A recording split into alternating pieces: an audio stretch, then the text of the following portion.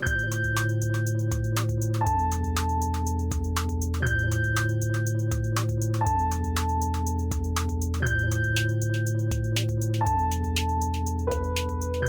right, everybody, welcome back. This is The End of the World with Michael and Stu. I'm Michael. And I'm Stu, and today we are talking about another historical disaster from 1986. That's right, it's the Challenger disaster, January 28th, 1986, just a couple months before the Chernobyl disaster, which we covered in such wonderful detail last week. Mm-hmm. And I thought before we got into the run-up to the disaster and sort of shared our personal, if any, memories of the disaster itself, we could talk a little bit about the history of the space shuttle program and spaceflight after the moon landing. Yeah, please. What's your understanding of the moon landing? You believe it happened, right? Fake. Yeah. I mean, it's a little. What's that? It's a little much, right? Wasn't it Kubrick? Isn't that the thing? Yeah, the Kubrick staged it on a soundstage in London. Yeah. In London, because Kubrick famously didn't leave England after he moved. Yeah, that there. feels slightly more plausible than actually going to the moon. What do you think? I'm pretty sure it happened. Well, the other thing about the moon landing people always forget is we went 6 times. So yeah. So it's like a little weird to fake it 6 times. Do you remember any of them? The moon landings? And I'm kidding. They're before I was born. Yes, I have a spectral memory. I was a ghost, not yet born, and that's a new thing I'm working on. Is that you're a ghost before? So take us from the first one. So the funny thing about the moon landing is the Apollo of it all. The Apollo of it all, 69. Over the summer, moon landing happens. Huge deal. Which was a big deal at the time. One of the most watched events in human history in terms of television. Up there with MASH and Survivor. Yeah, and like every Super Bowl. And no. I mean, it was a massive media event, great swell of patriotism. We beat the Russians. The Cold War is ours. We're in the lead. We seized back space. Because remember, the early days of the space race was really dominated by the Russians. They got the first satellite up. They got the first person. They did the first orbits. They were really ahead of us. But interestingly, just to quickly, before we carry on with this, I do think at some point we will probably cover For All Mankind. Have you seen any of this? I've watched a little bit of it. I haven't gotten deep on it, but they've just started this series from the Russian perspective. That's kind of its companion show, right? Oh, then we definitely should be doing this. But it's kind of interesting. I watched the first episode. It's basically what happens if the space race doesn't end, right? Well, what happens if the Russians get to the moon first? If the Russians get to the moon and the U.S. has to keep going. It seems kind of interesting. So I think we'll visit that sometime in the next year or so, right? Yeah, I'd like to. So interestingly, after the first moon landing, there's the second moon landing, which is like, great, we did it again. Then Apollo 13 happens, which is also a great galvanizing event because it's like, can we bring back the astronauts? Oh, they had to, they have to use capitalist ingenuity out there in space to repurpose. And then so many different individuals rising to the occasion as separate yet sort of collective entity. As individualists, not as collectives, as individuals, That's Michael. Right. Ultimately, still a bunch of individuals all do a really good job at critical moments. To quote the John Benet Ramsey... Unlike Chernobyl. Yeah. To quote the John Benet Ramsey ransom letter, a group of individuals... pulled together and saved Apollo 13. That was also a big deal as a media, as evidenced by the Apollo 13 movie, which I'm sure you saw as a child. Yeah. Being such a huge fan of Tom Hanks and all of his evil works. Yeah. And speaking of things I'm sure we will cover at some point. Yeah, that'd be another good one to cover.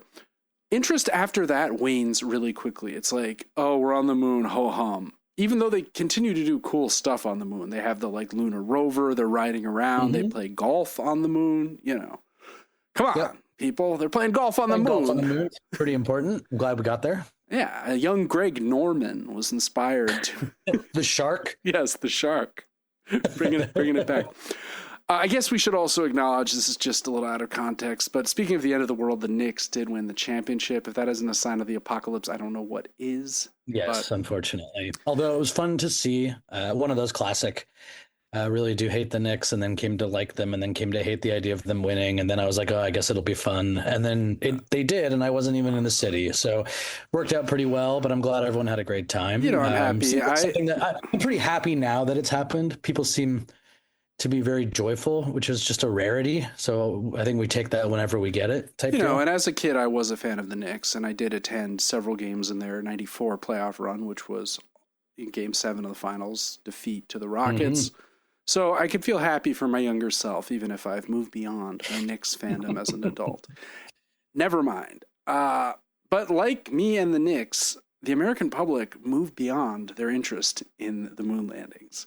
And there were actually 2 further moon landings that were scuttled because NASA was like, what's the point? It's like canceled for lack of ratings? Yeah, basically. That's awesome. And the next thing that NASA focused on was putting space station up in space. In low Earth orbit. This was called Skylab. That's a good name. Are you a big Skylab fan, Michael? If you spent a lot of time imagining your life aboard Skylab? Yeah, just hoping to get higher into orbit type thing. It's just low Earth garbage, this Skylab thing. I thought I was going to go to the moon. Right. Imagine being like one of the astronauts who is... There's good news. We're going to keep the program alive. You're going into space, however. Yeah. The whole reason you joined, that's not happening anymore. But directly below that, there is a building. So Skylab was not even the first space station, of course, because the Russians had launched a successful space station. They're having redirected their space program towards this goal. Once America beat them to the moon, they decided, what's the point of us going? Americans have already done it. So in April of 1971, the Soyuz station was launched. The first Russian for Skylab, right? The Salyut station. Sorry, I have the wrong word written there. And the first crew of Russians that went up there were able to dock, but they couldn't get into the. There was like a docking issue. They made it. The wrong key. So they couldn't actually get in and do any experiments. So they just came. Sergey, the keys. Yeah. So they came home immediately.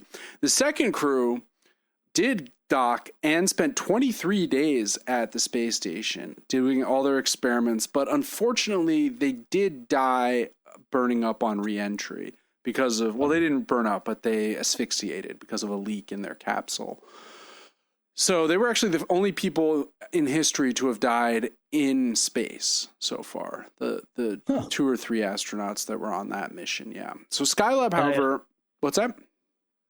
Were they sending images back to the Earth the way that the U.S. was with the moon? I would assume so, yeah, of course. Yeah. But that probably wasn't shown the way that the Challenger one was, right? No, I mean they were in the capsule, like going. So it wasn't until they how did we all do you know how this ended? What do you mean? It just sort of the capsule came down and they opened it up and everyone inside was dead. Wow. Yeah, pretty sort grim. of a reverse Balloon Boy situation. Yeah, absolutely. It's if Balloon Boy had been real. I think they had an inkling that had happened though, because they didn't reestablish communication after entering the. Yeah, I think it was pretty awkward. The Russians were obviously, as we learned last week, not crazy about admitting to failure. I'm surprised we even know that this happened. Well, Soviet Union collapsed, so a lot of information came out. Sure, I think we had an idea at the time, though. I think they couldn't really. I mean, the astronauts were dead. They would have paraded them around if they'd been successful, et cetera. Mm-hmm. So Skylab was cool. 3 crews visited Skylab between 73 and 74, May of 73 and February of 74, did a bunch of experiments, learn more about people living in space, which is obviously crucial for any longer missions that might come in the future. Mm-hmm. And nobody cared. It was not the ratings bonanza we had hoped. So the late 70s is really dominated by the Voyager probes, which we should talk about in some future episode as well. And this one joint Soviet, the Apollo Soyuz mission, where the Soviets and the Americans met in space and their 2 capsules docked together. But no one cared until the space shuttle. So what was the space shuttle? The idea of the space shuttle was basically a reusable space travel vehicle. all the Apollo stuff was just a giant rocket. Once it's spent, it falls into the ocean. It's useless. The capsule is burnt up it's not burnt up, but it's damaged enough that you can't really use it again after it's. So the idea was the space shuttle, we'd have a shuttle, like, a shuttle's something that runs frequently. The idea of, like, I'm going to take the shuttle down to DC. To space. But now it's to space. Exactly. Sure. Remember the Trump shuttle? That was like Trump's airline in the early 90s. Oh, yeah. Loved the Trump shuttle. Anyway, that said, this space shuttle still relied on these non-reusable booster rockets and that enormous booster tank. Like, this isn't exactly... Yeah, I started watching some of this stuff, like various launches, getting ready. Like, it is insane, the stuff they were doing in the early 80s. Like, the way that they're being launched and just watching it, it's like, of course it was, a tragedy, and there was enough science behind this not happening, as evidenced by the fact that they were doing this. This wasn't like the first time or anything. No, just feels so chaotic. The amount of like fire coming out of this thing while the shuttle's just like taped to it. Like, I don't know how people can convince people to go in there, but Yeah, I mean, they're doing it all the time now with these Blue Origin rockets and the SpaceX rockets, right? And the space tourism. Jeff Bezos has been to space, for goodness sake, right? It's crazy. I agree. Katy Perry has been to space. Well, the Blue Origin recently, there was a huge explosion. No one was on board, luckily, but yes. Yeah. But it does show you that it's not it's a roll of the dice, my friend. Right? And that's an issue that we'll talk about a lot as we get into what happened with the Challenger. But exactly. So the cool thing about the space shuttle was the vehicle itself was reusable. So even if you still had to build these massive, extremely wasteful rockets, you didn't have to redo the whole life support systems. You didn't have to, there were advantages to this, even if it wasn't exactly environmentally friendly. Now, the space shuttle was designed primarily for low Earth orbit. It wasn't a vehicle that was going to go back to the moon or go to Mars or anything like that. But that had triple use possibilities because it could be used to send out commercial satellites, military satellites, and scientific governmental satellites. And in addition, and last and certainly least, primarily commercial and military satellites. It's obviously the priority. But also you could continue to research the effects of being in space on human life and different things like that. That is valuable scientifically. So initially there were 5 shuttles built. There was the Enterprise, obviously a little nod to Star Trek, which was only used as the prototype. It wasn't ever flown into space. It was just used to practice flying down, and because the space shuttle is a glider in essence on its return. So this was a way for the pilots to practice re-entry, essentially, without actually going to space. The Columbia, which was the first to fly, Challenger, which was the second, Atlantis, which was the third, and then Discovery. After the disaster, a new shuttle was built, the Endeavour, to replace Challenger, essentially. And prior to the disaster, there was actually 24 successful orbital flights made by the space shuttles.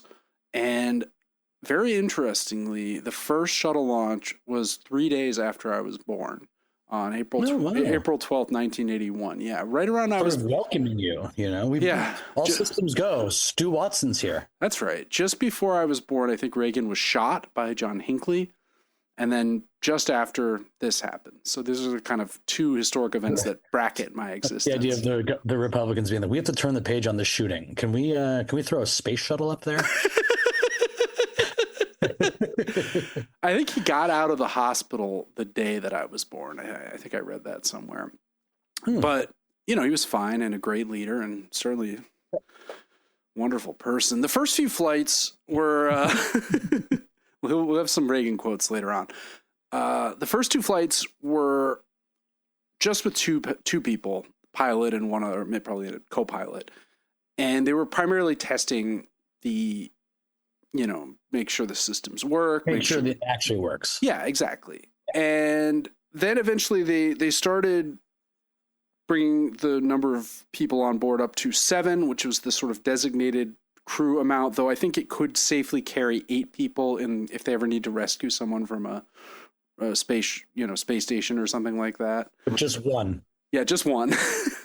Wow, it's a space shuttle dilemma. Well, they've got a couple space shuttles, so maybe they could send multiple, or they could send one up if they have to rescue 6 people. They could send it up with just the 2 people, and then I guess that's right. Yeah. There's, but yeah, I don't think it's a situation where you're like you happen to be in space, and it's like, oh, we only have 1 seat for you. We have to stop by the station on the way down. There's 4 people, and we're gonna have to choose who's coming home with us. Yeah, it's sort of Sophie's choice, Sophie's space choice. Yeah.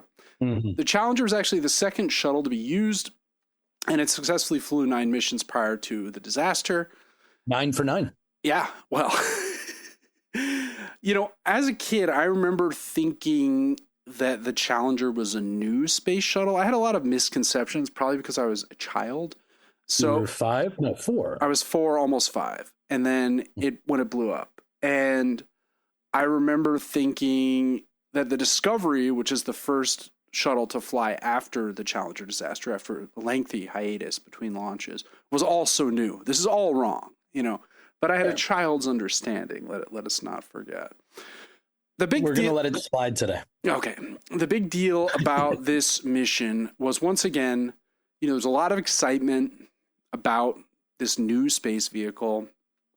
Do you remember this? I mean, I feel like the space shuttle launching when we were kids was still kind of a novel event, right? Yeah, this one, no, but it was something that you do sort of recall happening. You hear about it on the news. Yeah, absolutely. And also, while it was diminished compared to where it was, I think it was obviously still much more important than it is today. But again, when it comes to the disaster, I think we touched on this briefly last time, but I was very familiar with the fact that it happened, and probably just as a result of, in the late 80s and early 90s, you of course are going to hear it came up a lot. I mean, the anniversary of and memorials and all that stuff. So it's kind of in the zeitgeist, right? In the zeitgeist, absolutely. That's right. And what about you? You do remember watching it? Yeah, I do remember. I do certainly remember it happening. I think part of the reason is because of Krista McAuliffe, who was the teacher who was being sent up into space. So right, and so even though a ton of people did watch these things back then, prior to that, there was one of the reasons it was a publicity stunt. Yes, that's what I was saying. So one of the explicit missions of the mission, right, was to kind of re-engage the youth in the wonder of space. This is not funny, but it is ironic. They do create this scenario where they have this full contest, actually, that gets whittled down to 10 contestants from thousands of teachers who apply to go to space, and they actually fully train to sort of pass the physical requirements to be in space. I did see clips of the training. Yeah. Doesn't feel as exhaustive as it is today, but it was pretty exhaustive. I'm sure. The footage they had in the news is them being spun around on a barber chair and doing a really basic grip test. They also did a lot of zero G stuff. They flew up into the low atmosphere. They did a lot of stuff, right, and then they did swim a lot of water stuff in case of disastrous. Just in case they have to jump in a lake on the moon. I don't know, but yeah, they no, because when you touch down, if you land in water, you're gonna have to survive. I know, I'm kidding. But, they get these 10, and they bring them all. They bring them all to DC, and not Reagan, but Bush. Bush is the one who announces the winner. Yeah. And she gives a sort of tear-filled acceptance and how she's become such good friends with these other 10. Obviously, it's all sadly, so reality show. Did she know, she sort of saved their lives in a way. It's all very grim, right? Yes. But yeah, anyways, you have this idea, bringing the teachers in directly, then engages all these teachers to engage their kids. You're going to roll out your substitute teacher TV sets for everybody, get big assemblies going. They're all going to watch this thing. So this was part of the really crazy piece to this was everybody under the age of 18 was watching this happen. That's right. And I lived at the time not far from where Krista McAuliffe was from also. I mean, she was from... Right, so you're hearing about this in the run-up. And she was in Concord, New Hampshire, which I've been to several times. I think that's where St. Paul's School is. And I remember visiting that place. I just have a very specific memory of listening to the Steely Dan song, Bad Sneakers, in my dad's car as we were leaving. I don't know why. It's the things that stay with you. The other thing about that time was I was in nursery school. I think I wouldn't go to kindergarten until the following year. And I had a broken leg at the time from the skiing accident, which I mentioned in the cybernetics episode, right? And, having a broken leg is not ideal. But when you're a kid, after you get over the initial trauma, it's kind of fun because you're kind of the center of attention. So all I remember is... after the disaster, we have to spend all these days talking about these stupid astronauts. And I'm like, hey, what am I, chopped liver? Like an injured kid over here. Can we get a little focus back on what really matters? My broken leg, please. Which is the narcissism of a child, which thankfully I've completely outgrown. Sure. Anyway, that's just one thing I remember being kind of annoyed that this happened. Also, it was the same weekend as the Super Bowl where the Patriots got absolutely trounced, or it was a few days after that. The launch was the fridge. Yeah, the fridge, Walter Payton, the whole... what was his name? Was it Jim McMahon, the quarterback? Yeah, 1985. But it was the 86 Super Bowl. Yeah, but for the 85 Bears is the famous team, which were 15-1 or something, right? Yeah. And so I have that memory of it. I remember what else I remember is coming home from school that day, or like I remember having talked with my mom the night before about like we were going to talk about something in school, maybe the Super Bowl, maybe something, And then it was like, did you talk about that? It was like, no, all we talked about was the Challenger. All we talked about, because it happened in the middle of the day too. That's the thing. The launch was at 11:30 Eastern time. So it was like a lot of kids like on their lunch break at school would be watching this, in excitement. The teacher's going to do a couple lessons in space, right? All this stuff. And then it just blows up in front of everyone. And there's really here's the other thing. Like, you've probably encountered this. When the moon landing happened, Nixon had speeches ready for if they all died up there.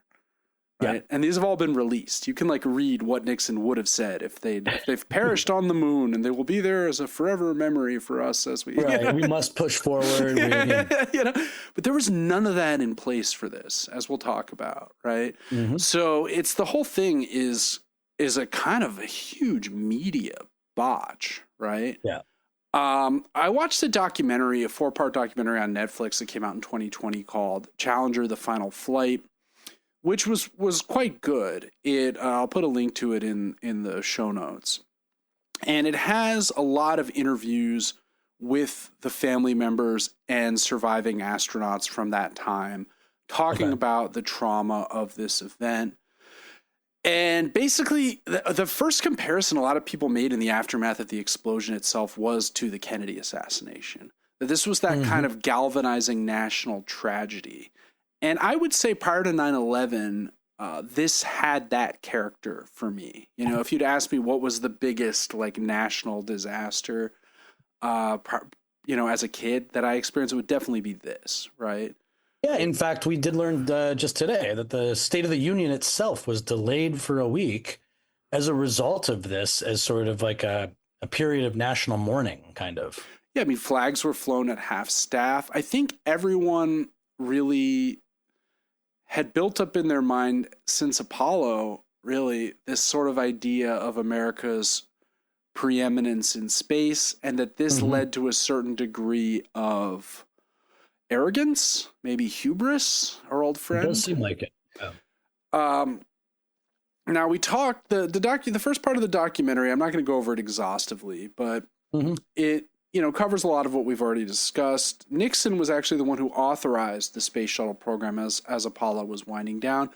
There was originally a much more ambitious plan, which would have involved building a space station where you could have launch vehicles that would return to the moon, and then building a base on the moon. So you'd use the space shuttle to fly to the space shuttle, to the space station, switch vehicles there, and then fly onto the moon. Off to the moon. Right. So this was like a much broader space shuttle program. All of that, of course, got scrapped.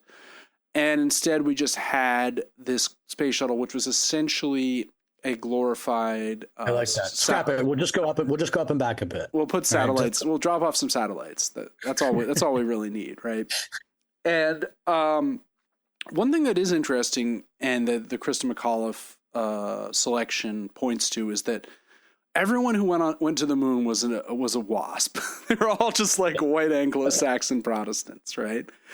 And certainly not this crew, though. The Challenger crew. No, that's what I'm saying. The space shuttle crew was woke, and then people probably suggest that's why it all ended in disaster, because that's how. I mean, Hegseth would. That's how sure. fucking stupid people are. Yes, it's like. That's right. Anyway, but they thought it would be good for this program to more accurately represent, the American people. So there were the first black astronauts selected and many of the first women astronauts. And there were a lot of successes, right? We had 24 successful launches. These featured a couple hiccups here and there. One of the issues was lightning. There's a clip in the documentary where a kid at a press conference is like, what would happen if lightning would strike the space shuttle? And the guy's like, well, that will never happen, son. Son, don't be so fucking ridiculous. Don't be so negative, you little negative Nancy, or whatever. It's just like, there was also one time when a fire broke out on the launch pad, but it was successfully caught and disengaged, sprayed down, and it didn't cause the rockets to ignite catastrophically. But these seem indicative of a kind of streak of arrogance, as the documentary puts it. And that especially after Apollo 13, there was this idea that, like, if anything goes wrong, American ingenuity. Yeah, like, we'll figure it out. There's like an ideological faith in like American exceptionalism. That's gonna handle this. And I'm glad that, that one of the good things of, unfortunate but good things about the Challenger disaster was that ended that streak of arrogance once and for all.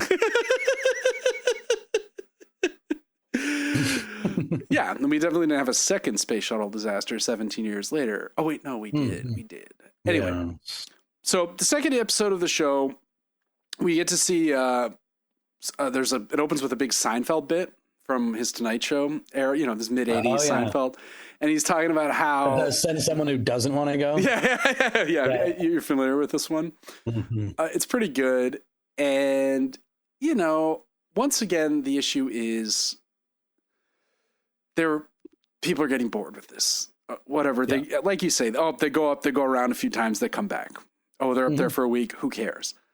There was a plan to put. I mean, it makes sense. It's similar to the 4-minute mile, right? Yeah. There's an obsession with that race for someone to finally get under 4 minutes. Not only does Bannister do it, and then very shortly after, a bunch of other people start to do it. But people don't care about that race anymore, and it doesn't matter. It's not. We get it. We did the thing. It's not even metric. I mean, it's 1600 is slightly longer. Anyway. Big Bird was in play to go up. That was one of the ideas of immediate. But can you imagine, Michael? Can you imagine Big Bird dies on the it could have been Big Bird. These discussions were being had, as they say, at the highest levels of government. Do you imagine the Sesame Street funeral for Big Bird? I mean, maybe it all falls down, right? So Big Bird goes into space, right? Yeah. Challenger. Now, maybe 10 times as many kids are now watching. I mean, think about it. Right? Oh, yeah. Now, Big Bird goes up, boom, incinerated, right? Now, all of these families have to explain the weirdest thing to the really young ones. That's not Big Bird, but someone was in the costume and that person's dead. And that could have shattered illusions. No, but it's not like they're going to rebroadcast. They're going to like recast Big Bird, right? I know you'd have this, but like I'm just saying all of these things that I'm talking about the really young, kind of like your age. It's like Easter Bunny, right? Santa Claus. I mean, all these things, just as soon as you have to explain that the Big Bird wasn't actually Big Bird, it was just like someone named Greg who was wearing the costume that is now dead. Who knows? American life could have been vastly different. He's a real bubble burst. No, I think they would have maintained kayfabe. I think they would have said, really? Yes, Big Bird. The show. Big Bird is dead. Sesame Street would have. Yeah. There would have been a few. And then the documentaries about like the family of the Big Bird guy. Would be like talking about how hard that was to have to pretend. Just never being able to say that their son died in the Challenger. Well, I'm not saying it would be a conspiracy to just pretend like Big Bird was real, but I'm saying in the universe of Sesame Street, I'm sure that's how it would have been played. That's how they dealt. I feel like they could have done Big Bird. They could have put him in that 8th seat, but just the actual costume with stuffing in it. Would you really need like a person to be wearing the costume to say Big Bird? Yeah, because the whole point is to broadcast Big Bird from space.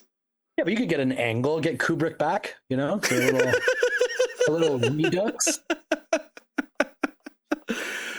All right. So unfortunately, or fortunately for Big Bird, the costume was too big to fit in the shuttle. So dodged a bullet there. So the issue was the O-rings, right?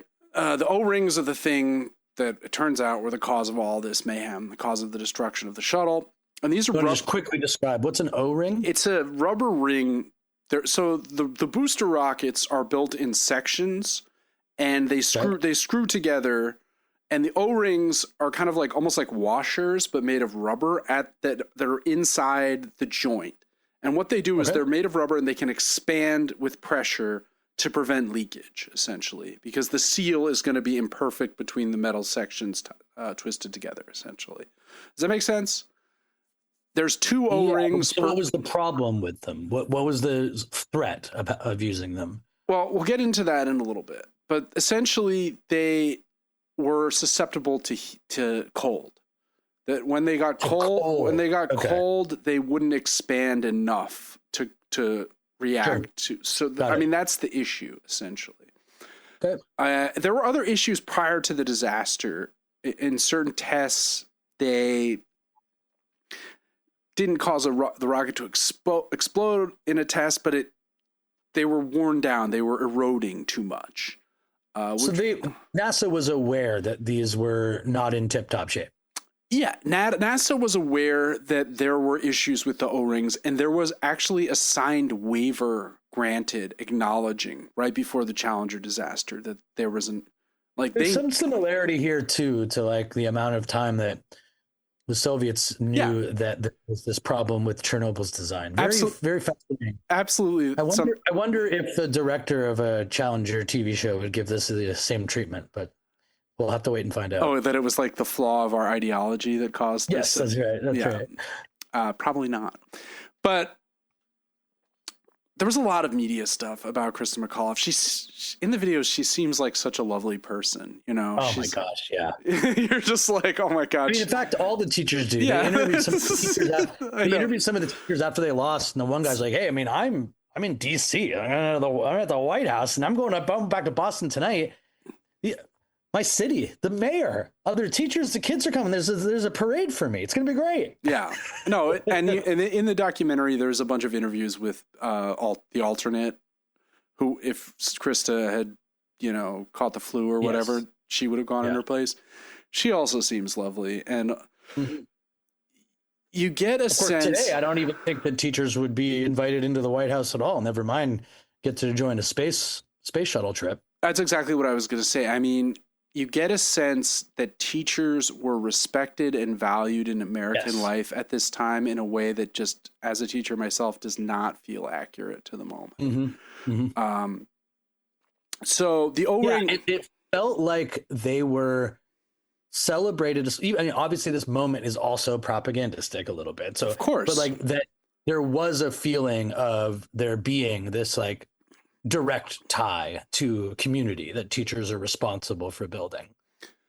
Yeah, no, I mean, 100%. And there's an understanding that our lead in the space race is because of teachers, and that teachers and education play a vital role in the national interest, right? I mean, the Cold War was an enormous boon for education in this country. You would say whatever you want about the ideological evils of the Cold War, of which there were many.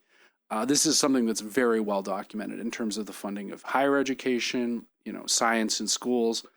And somewhere along the line, we just completely lost sight of that, I guess, as neoliberalism takes hold. But it's funny to see Reagan talk about it, because even Reagan is like, teachers are so valuable. I don't think Trump would ever say that. Trump would say teachers are liberal scum or something, right? I mean, that's the whole thing. They've gone after these people as though they're sort of the cultural Marxism of it all. Yeah, which is crazy. So they're very aware. A lot of the engineers working on the project are very aware that this O-ring thing is a real roll of the dice. And they try and send warnings up the food chain, so to speak. And these keep getting batted back on the grounds that they are, quote unquote, an acceptable level of risk, right? So the third episode is called A Major Malfunction and focuses on the disaster itself, the explosion. Scientists on the day of the launch are riding in to their work and are kind of like sweating, because this is going to be the coldest ever launch. In Florida, it is 38 degrees and was below freezing overnight, to the point where the launch pad is covered in icicles. Now, so why do they carry on? We'll talk about that in a second.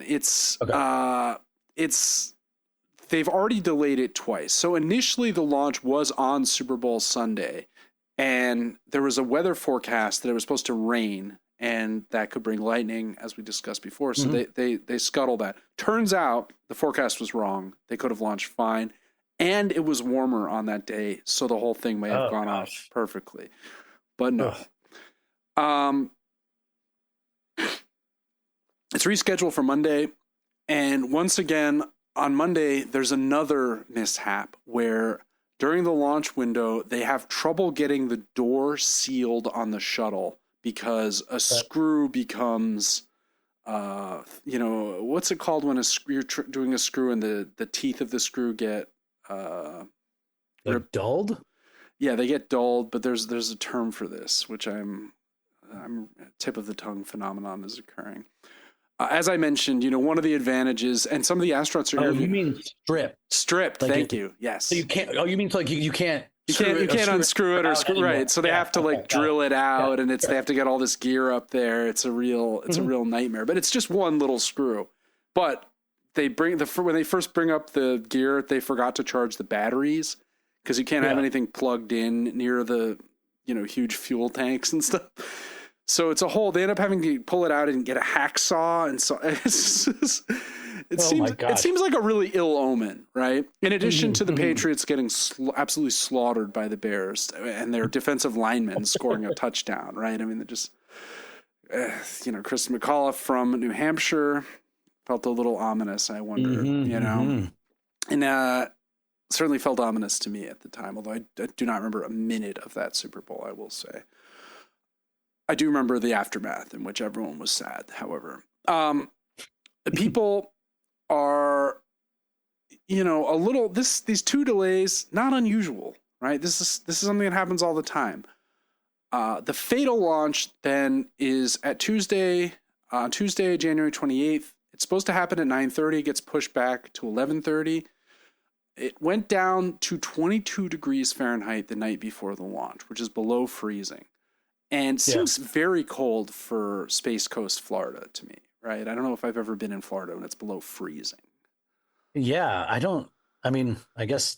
was living there at the time. Well, that's another thing I was going to ask you. What part of Florida were you guys living in? I knew you were living there. Orlando.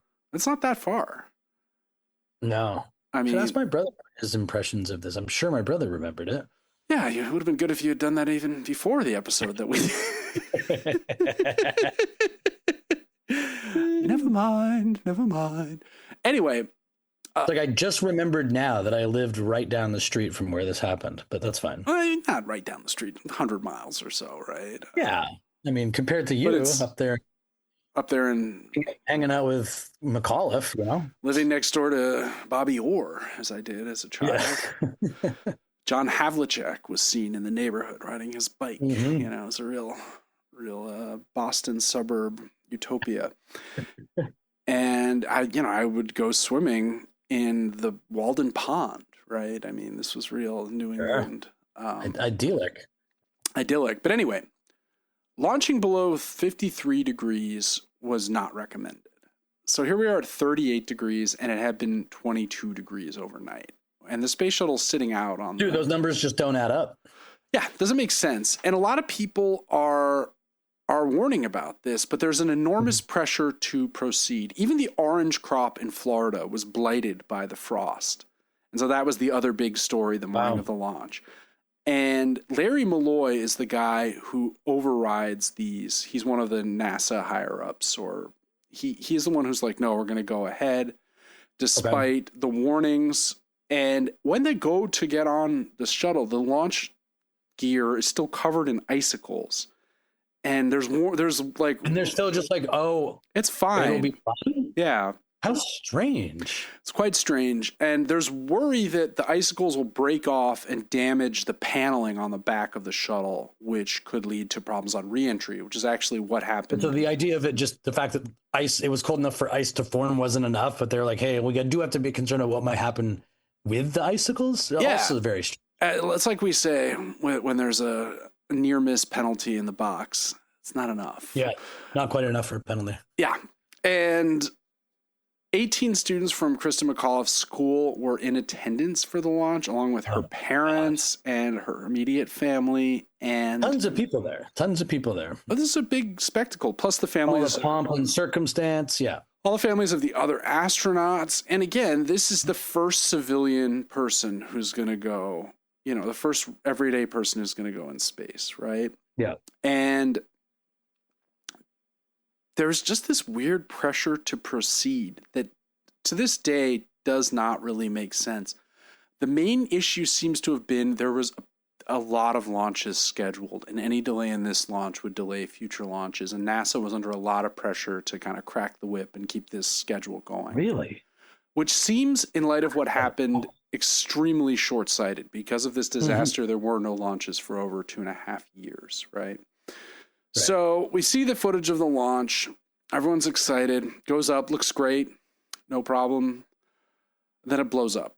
114 seconds into, 74 seconds. 74. Rather. 1 minute and 14 seconds. Sorry. Wow.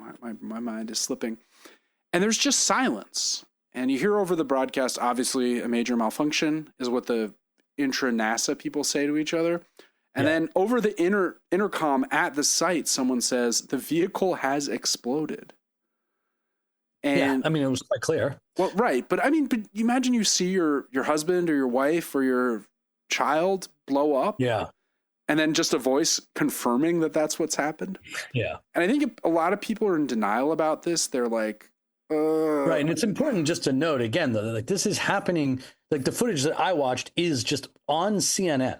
Oh, yeah. Like they are walking through, then they hand it over to, they actually have the command center, like, so that you could hear what they were saying. Yeah. Just on regular television. Well, that's where the major malfunction line is heard. Right. Looks like this is going well. Oh, got some good streams here. Everything's pretty good. Then silence and everything disappeared. And there was just a huge plume of smoke, and then it's just like we are paying attention to what is going on here. Yeah, obviously it made function. It is still jarring to watch today. I find it quite upsetting. I found it upsetting a lot when I was younger too. Yeah, just when I'd watch a History Channel thing about it, I just the whole thing feels really just the teacher and like just the other astronauts and. Yeah. This is just such a total fuck up, basically. Mm-hmm. And, NASA is like, we have an enormous stream of data. We'll figure out what happened. And they go in to tell the families, like, no one could have survived that. Like, your family members are dead and the family members, the kids are there, It's horrible. Yeah, and Chris McAuliffe herself had 2 kids and a husband who were never interviewed. They've kind of stayed out of the limelight. But and she gives an interview like kind of, where she's talking about I mean, she follows the space program her whole life. She's sort of a child, obviously, of that era. Yeah. And also on top of that, like how much joy it gives her to tell her kids who don't really understand why it's a big deal, exactly how huge this is. And yeah, just one of those things where this sort of effort, this publicity effort, creates this sort of oversized amount of what feels like sentimentalized coverage, but then in the aftermath It becomes feels pathos. actually, Yeah. yes, it's really strange phenomenon to watch, the sort of almost feeling like if you were to watch it in the days running up, it would feel hyperbolic. And then when watching it after, it feels so real. And I think, very, and I know what you mean. It's a little eerie, right? Like almost as though they knew a tragedy was incoming, but that's not obviously the case. I think part of it is just the media was very different at the time. It was more positive. And,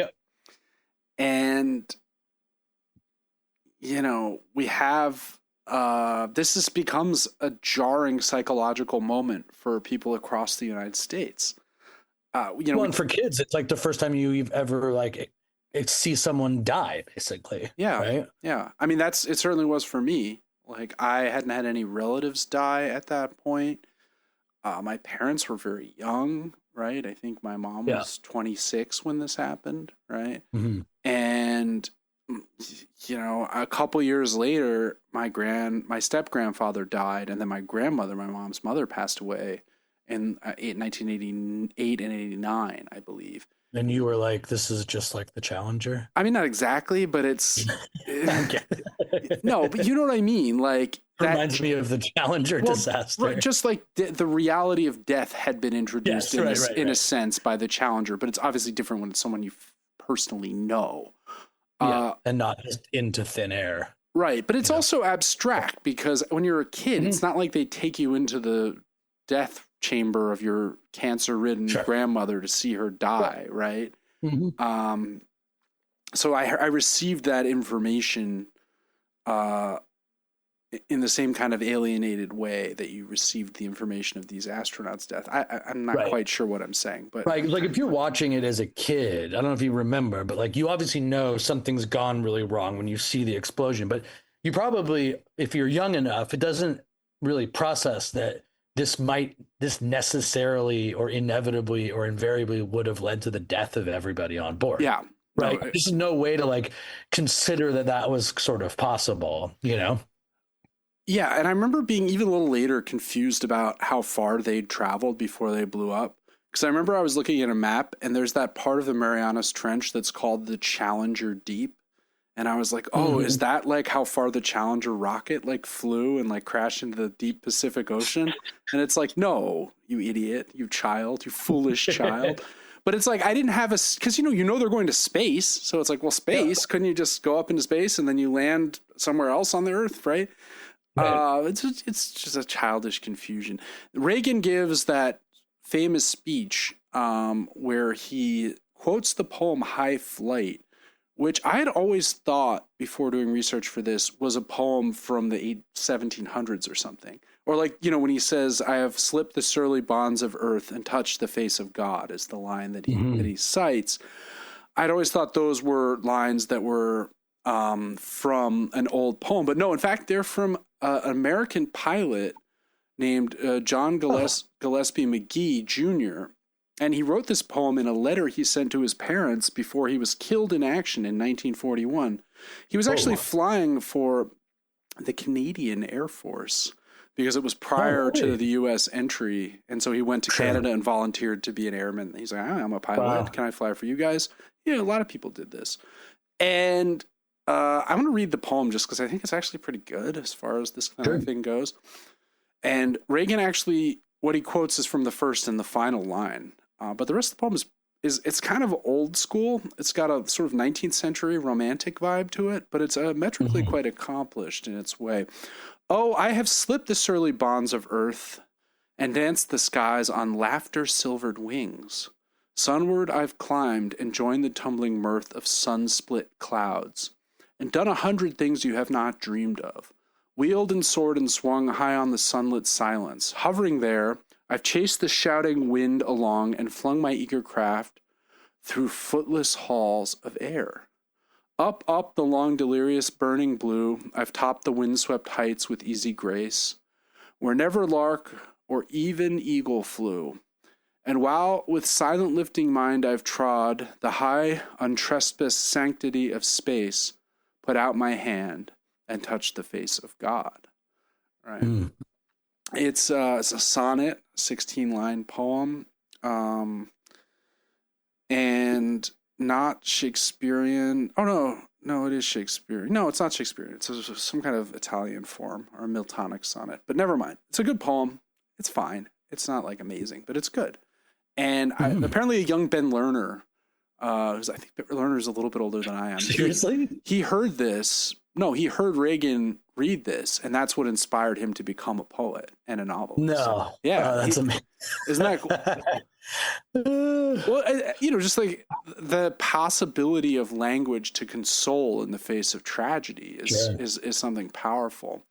So just to wrap up what the aftermath of all this, the O-rings were indeed the problem, and there was a presidential committee led by this guy called William P. Rogers, former Attorney General, I think, a Republican hack essentially. And he had the mandate to, whatever you do, do not embarrass NASA. We need them for the Cold War, was sort of Reagan's thing. Richard Feynman, who is one of the people on the Manhattan Project, very famous physicist, Nobel Prize winner, famous for playing the bongos a lot. He's in Oppenheimer, played by Jack Quaid, I believe. And he's kind of also a countercultural figure. So it was kind of a mistake to put him on there because he was not a big fan of authority. Interesting. He's the one who ends up basically showing the media and everyone at one of these public hearings how if you cool down these O-rings, the rubber loses its elasticity. So he does a little experiment where he brings out a mini O-ring that he's like cooled overnight, and he's like, see what happens? It retains the shape. It doesn't spring back. And this is the thing that kind of forces NASA's hand to admit that there is this structural problem. And Feynman kind of couldn't be ignored because, alas, he had a Nobel Prize. So anyone else who trying to do this, they'd be like, who's this asshole? We at NASA do real science. And he's like, oh yeah, well, where's your Nobel Prize? It's sort of, he had a level of authority that allowed him to do this. Basically the cause of the disaster is capitalism, right? Got to get those commercial satellites up in the air. Got to save money. Got to make money. You got to save money to make money. All this sort of stuff.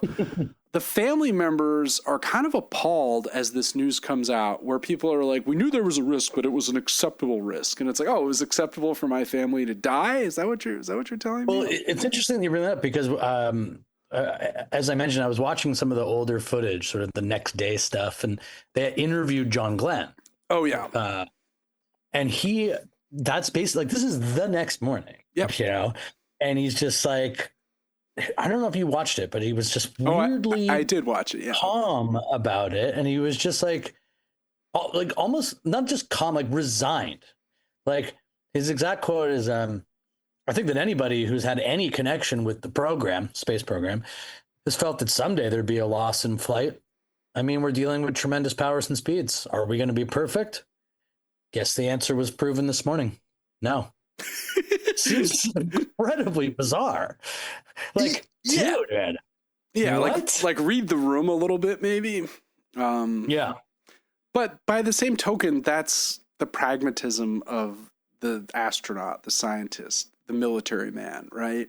Oh, sure. Like I could see writing that in your memoir. But it's not great. It's not great on the podium the day after. Yeah, like the teacher's dead, is the kids. And just I think in general, the family members of Chris McAuliffe and the other, astronauts are all appalled by this sort of cavalier, and of course, I mean, Reagan too. I mean, there is this responsibility because you can't abandon space research and space exploration. So they, of course, Reagan sort of right away is turning these people into martyrs as though the space program could only exist with people like this. Yeah. So to honor them, we will go right back into space.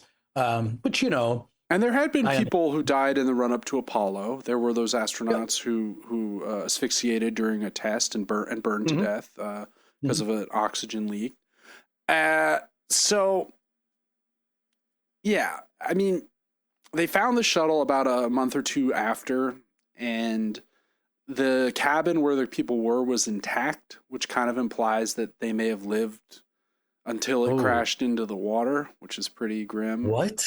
Yeah, like they wouldn't have survived the impact with the water, but they may have survived the initial explosion. There's even footage you can find of them holding the Challenger, like the words Challenger, that it's like burnt and twisted. Pretty eerie stuff. So Morton Thiokol is the company that built the booster rockets, and they had to fire 200 people. This eventually was one step in leading to them merging themselves out of existence, essentially. This is a pretty bad look, although they did build the replacement. Reagan gives this quote that I think I'm going to read in full. It's a little bit long, but I've already read a long poem, so what the heck? Well, not even a long poem. All right. In America, we learn from our setbacks as well as our successes, and though the lessons of failure are hard, they're often the most important on the road to progress. Okay, sure. We've learned in these past few months that we are frail and fallible. We have also learned that we have the courage to face our faults and the strength to correct our errors. I'm so sure about that. Yeah, this has been a difficult passage for America, but we will go on, just as the crew of the Space Shuttle Challenger would have wanted us to. We'll simply do what has to be done to make our space program safe and reliable and a renewed source of pride for our nation. We've suffered a tragedy. What? Yeah, starting now. Starting now. We've suffered a tragedy and a setback, but we'll forge ahead, wiser this time and undaunted. As undaunted as the spirit of the Challenger and her 7 heroes. So I just love the way I love this stuff too, because it's like this wisdom. There's always this implication of like what we've learned and this wisdom, but like they said not to go if it was cold. Yeah. The day before, they were like, don't launch tomorrow. It's too cold. And they were like, yeah, it's acceptable. And it was still cold. Then they launched. Then everyone died. And like, you know what? The important thing is to look back and make sure we get it right next time. And also the way that their deaths are being marshaled here, like these people died and you know what they would want? They would want us to keep doing this. Yeah. We just won't take this particular risk again. Yeah. So the shuttle program was put on hold for over 2 years. And I remember the relaunch of the Discovery, as I mentioned before, September 88. This is a time when I recall as well. Yeah. I was living in Maryland. We'd moved from Boston area to Maryland. And I remember I spent a lot of time around then at this Air and Space Museum in D.C. because we would go drive into D.C. We actually lived across the Chesapeake Bay from D.C., but we'd still go to D.C. pretty frequently for school field trips and stuff like that. So I was very space pilled at this time. You know, we get the space. Do you ever have the space ice cream you could get at the museum? It's like No, I don't think freeze dried ice cream. You know, because you can't really have ice cream in space because it floats everywhere. So they'd freeze dry it and you could eat it. Very weird. It's sort of a meme product of that era, space shuttle era. And they fixed the issue. There's never an issue with the booster rockets again. And like for the next 15 years, 86 missions were run successfully. And on February 1st, 2003, the Columbia, the first space shuttle ever launched, tragically broke up on re-entry. 7 more crew members lost. No teacher this time. But again, it was a similar issue that had been mentioned with this. If the panel gets damaged during launch, could cause a problem in re-entry. Sort of like with the icicles that we were talking about. Oh well. I feel like the Columbia disaster much less memorable than Challenger. Different time, post 9/11, Iraq War, about to start, right? A lot of stuff in the news. Also, simply no video of it, right? Because it was in That's what I was going to say. Yeah, not the visceral aspect of the Challenger is the families and people there watching it blow up. Yeah, and ends up sticking with the again, like the zeitgeist and the national response, the image of it for years and years. Where I'm 3 at the time, and I'm presented with the image dozens of times through my early youth, right? Yeah, no, exactly. So in 2007, as a kind of coda to the whole Challenger, This I remembered. a teacher did fly aboard the Endeavour, which was the shuttle made to replace the Challenger, and delivered lessons in space as Krista McAuliffe 21 years earlier had wanted to do. It's kind of crazy that they waited 21 years to finally be like, all right, is it safe to? Yeah, it's safe. Yeah, it's fine. Yeah, another one just blew up. Well, whatever. That's not going to happen. Yeah. So that's a Challenger. I think it's interesting. It doesn't have obviously the global apocalyptic dimension of Chernobyl. Say you're Chernobyl. Yeah. Yeah, but I think it does have a psychologically powerful impact on the American psyche, and the spirit of American 80s like domination, like, oh, right, we're winning the Cold War, but it's sort of like a chink in the armor that maybe points towards problems to come. I think that's right, and it's also like it's exact type of incident that if it had happened under the watch of the Soviets in 86, you could see a bunch of mid-80s Americans being like, yeah, of course that's the case. Of course that would happen. You know what I mean? Like in terms of just like that inability to self-reflect on the own flaws of the system. Like you said, talking about this idea in the Chernobyl episode of like, oh, there was the good meter for the radiation is in the safe, like they use all of these terrible Soviet era technologies. Yeah. And like you said, then it's like, oh no, is not like capitalism's ever cut any corners, famously. now there's just these like withering O-rings that they're like, oh, I'm sure this'll, we'll fix it next time. This one's stripped. Let's just push through this launch and then we'll deal with it after. Yeah, exactly. So yeah, Challenger, big moment. Interesting to put myself back in that headspace. And we're gonna be continuing our revisiting of earlier headspaces next week when we discuss the utopian promise of the internet. Yeah, I thought it'd be interesting to kind of look at some early articles, types of things that were promised to us, and one by one, without fail, were delivered. So maybe we'll look back to the late 80s, early 90s, and go up to about the .com boom and bust. Sure. And we'll have plenty of time to do some research on it because we're both working those 10-hour work weeks they promised us. Yeah. All right, so there's been some weird technical difficulties in the end of this episode. Ironic, given technical difficulties was, in a sense, the subject of this episode. But if you like the show, you can follow us on the podcatcher of your choice. If you really like the show, you can leave us a rating and or review on that podcatcher. Always appreciate ratings and or reviews, so feel free to leave one. You can also follow us on Instagram at the End of the World WMS, where we post exciting reels from the show.